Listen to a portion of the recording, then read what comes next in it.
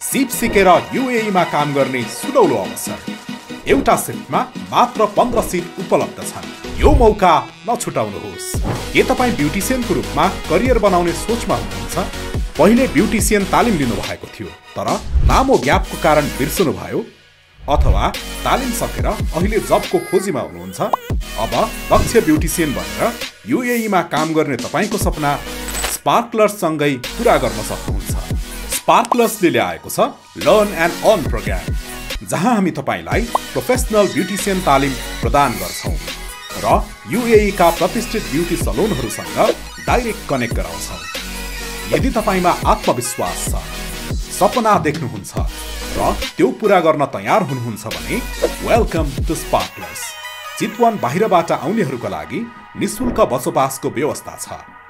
थप जानकारीको लागि आजै सम्पर्क गर्नुहोस्।